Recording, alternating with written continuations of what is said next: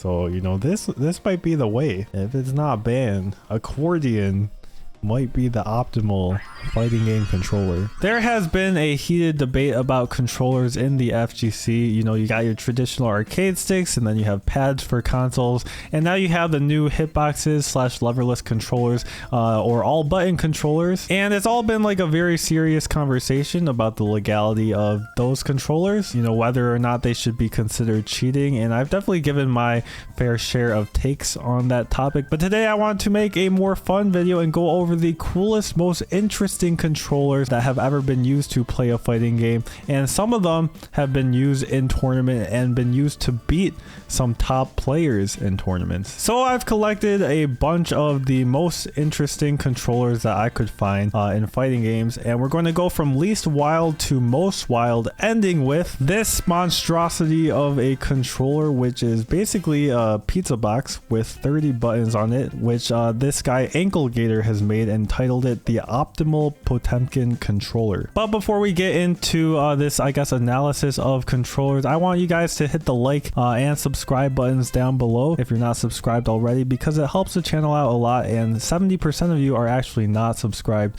to the channel. So the first example I wanted to go over today is, I think, the most famous example of someone using an unconventional controller in tournament, and that is Initial T using the steering wheel in tournament. This was actually Canada Cup, and he defeated Dogra, one of the top Guilty Gear players. So it all kind of started on our local Discord. I bought this to actually play racing games on, but when I showed it to people on Discord, they were just like, but can you play fighting games on it? And I was like, why not? I'll give it a try. So I booted up Guilty Gear with this, tried some Hayden combos, and I was just like, okay, it works well enough. So then everybody started egging me on, oh, you better bring this to Canada Cup and better play your pools with this. So I was like, okay, I guess I'm doing it. And play his pools he did all the way to actually top 8 with this steering wheel controller, where he played Dogra, and here is Dogra actually finding out that the person he is playing against is using a steering wheel in a serious match in top 8. And you can see Vi right there clarifying that it is his controller. And here are the final moments of the match. You can see Initial T up 1-0, final round of the game, and losers round 1 of top 8. And you can see he baits the burst in this Guilty Gear match.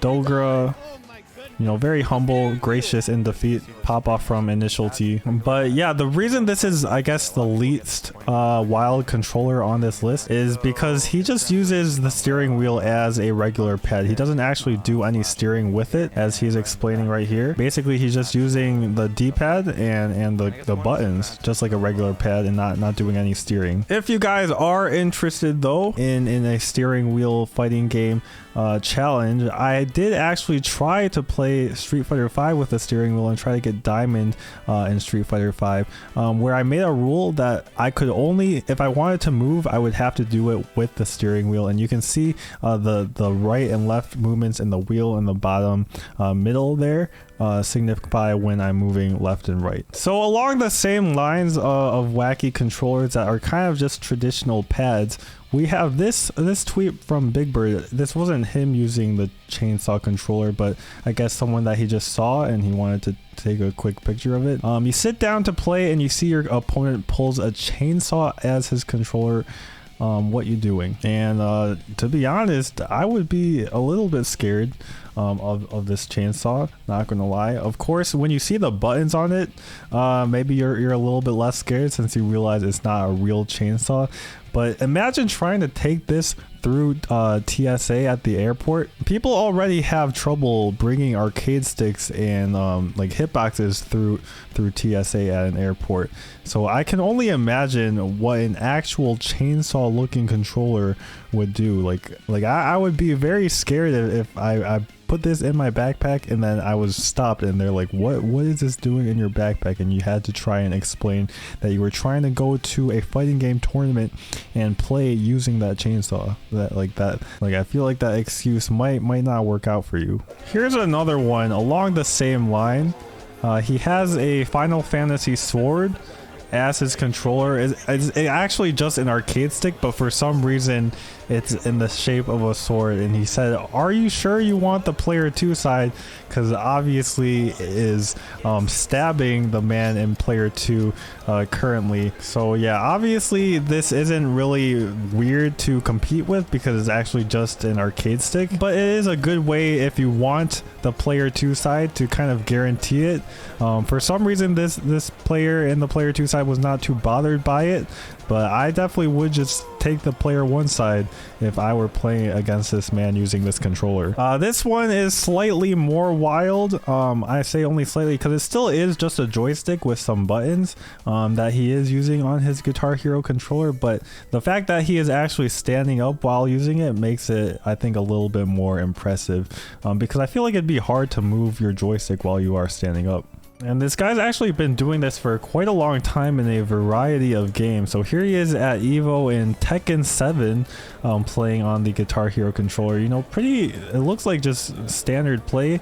I mean, he is just using the arcade stick on the Guitar Hero controller that he modded in, but still very impressive that he's able to move it accurately while he is standing up, I think. Here he is, the same guy using the same controller in Blaze Blue, I think it is. So, you know, going from Tekken 7 to Blaze Blue, this guy is definitely a fighting game player.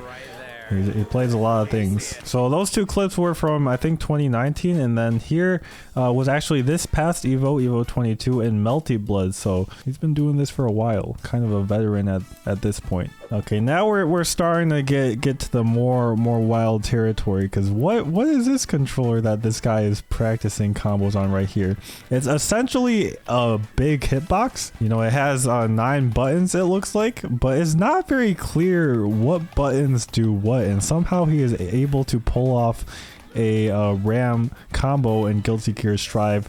He looks like a kid just pressing the buttons. Here's the actual explanation of how he's actually doing this. So he has 4 buttons for the directions, just like a hitbox would, but this is very unintuitive. How this works. You have left and right at the top and then up and down under it, so I feel like you would get very confused very quickly on which buttons are which. And then you have 5 buttons for the rest of your controls. This works for Guilty Gear Strive, but it wouldn't actually work if you wanted to play like Street Fighter 5, for instance, because you need 6 buttons if you want like all of your characters' buttons. And actually, for some reason, this is not the only person that has done this. I think a slightly different controller, but the same kind of result.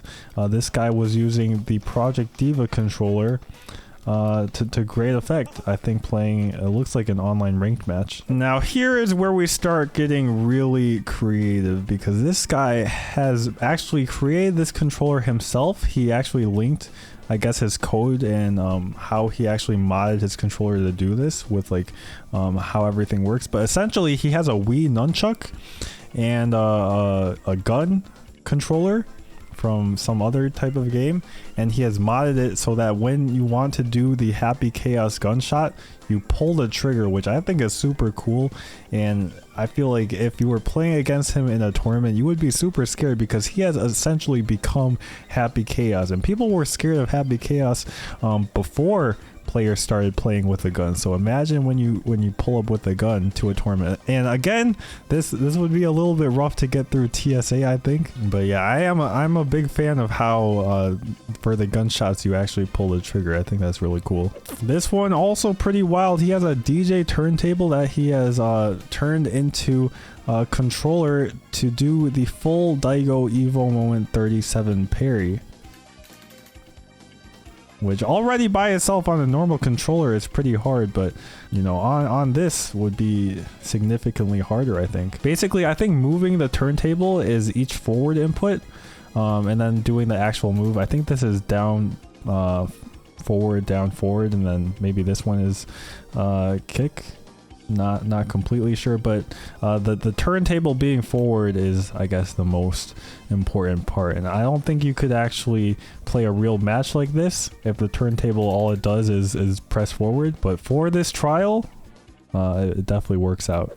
This one, I think you just gotta hear it for yourself. You can't really get the full picture unless you just listen to what's going on yourself.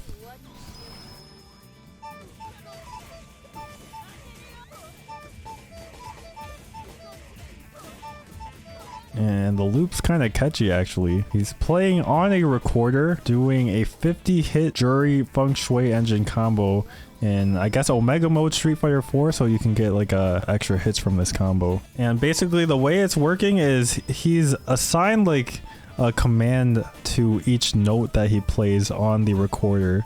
I'm not sure if like maybe there are notes with multiple inputs like a macro. It kind of seems like it because I don't think he's playing enough notes to do all of the motion and button inputs. But you can see like the first C is a neutral jump, and then the forward jump is like an E, and then the loop. If you pause the video, I'm sure you can figure out which buttons correspond to which note. But very impressive, because timing the buttons, especially on a recorder, I feel like would be very hard since you have to control your breath too. And you know, this guy Dino Bino that did it, he's actually done this before, and I think this is Call of Duty. I'm not completely sure, but you can see him. Each note corresponds to a direction, and he is trying to accurately snipe this guy. It's taking him a little bit. Wait for it. Ooh! That was sick, I'm not gonna lie. I think the build-up is the coolest part because it takes him so long to actually line up the shot, and then that final shot just is very satisfying. This is going to be the second to last one. For some reason, both of the last two are about Potemkin and Guilty Gear Strive. I'm not really sure why, what it is with Potemkin players. Maybe their brains work a little bit different than the average person's. But this guy is doing motion controls on his Kinect. So you can see he's programmed it to understand the moves that he's doing on, like you can see how the Kinect perceives him right here, and he's programmed them into special moves. What is a pop buster? Let's see it. Oh, no, that's crazy. That's crazy. I'm not gonna lie. But yeah, super cool concept by this guy Super Lewis 64, and I think he's about to make a larger video about, I guess, how he does this and why you wouldn't actually want this to be how you control your character, because that would not be I guess the most fun way to play fighting games competitively, I feel like. And now we have the most creative, I guess, controller of them all, the granddaddy of the wild controllers. Hitbox wishes that it could cheat like this. We have the optimal Potemkin controller, and Anklegator has actually made a YouTube video about how it works, so we're gonna just check the YouTube video out. So I guess here are all the directions. I think it would not be legal in CPT rules, because you should only have like one button per cardinal direction and button type, and you can see there's a lot more than one button per cardinal direction. So there's the first right button that he has. Okay, so he's saying command grab inputs were awkward to do quickly at first on a normal hitbox. Okay, I think I understand. So basically the reason why this is easier than doing the normal input for a 360 is with that extra right button, you don't have to press the same right button twice. You can just slide your left hand through all those three buttons and then press the right button. Okay, so now he has an extra kick button, so we're gonna see what's going on there, bruh. So he just put that in because he wasn't used to plinking with these two fingers, so he added that kick button to plink with. Okay, so I guess this demonstration that he has just shown us is that he has rewired the buttons for a certain Gold Lewis technique. He basically switched the down and up so that he can do this behemoth typhoon move just by going in order from right to left. All right, bro. Wait, what? Okay, so here he is explaining how it works, and it's basically a math equation right here. So you get down, and then you get down left. When you add up the two fingers, you got those two, then you got the forward and kick, and then the punch. He has it for both sides because obviously it will only work on one side if you do it like a certain way, and you can see it working there. He just slides his fingers. That's insane, bro. Okay, so here he is doing it on the player one side. You can see he has to use the right side of those the top right buttons that he added in just for this input.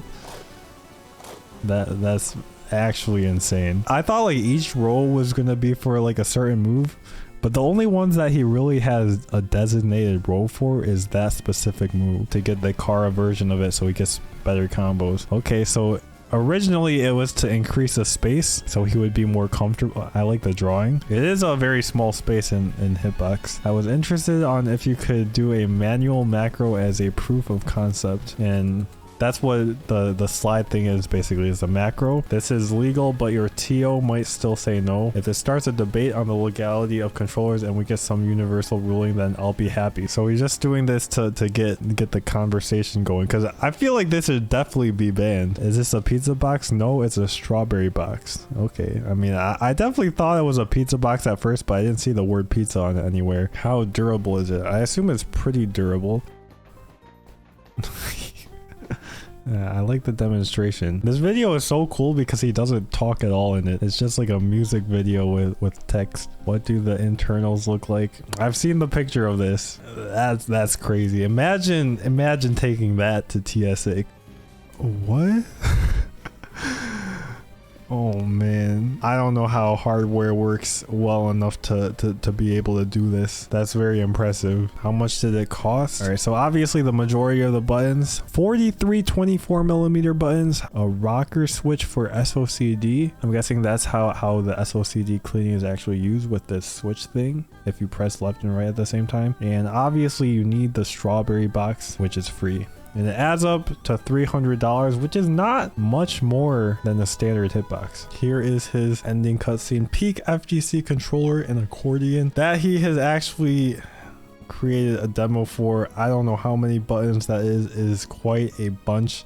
And I'm guessing you can do like the same kind of slide technique on this. So, you know, this might be the way. If it's not banned, accordion might be the optimal fighting game controller. Anyways, that video was definitely a treat to watch. It's gonna get my like and subscribe down here. I would encourage you guys to do the same. I'll definitely leave a link to this video in the description so you guys can check it out for yourself. A huge shout out to Anklegator. This was like one of my favorite FGC videos, I feel like. And that's going to be coming to the end of the video for me. Hopefully this opened your eyes into the wild world of fighting game controllers that people have been using. I think this is definitely my favorite one out of all of them. The Anklegator, would you call it a Hitbox? I guess it's the optimal Potemkin controller is the official name that he gave it. But you know, all the other ones were really cool too. Recorder, also very cool that he was able to do this combo. And what would also be cool is if you hit that like button down below and hit that subscribe button as well too if you like the videos coming out of this channel, because 70% of you are not subscribed, and I would like to get that number down a little bit so that we have more subscribers actually watching the channel. So leave a like, comment, subscribe. I'll see you in the next video.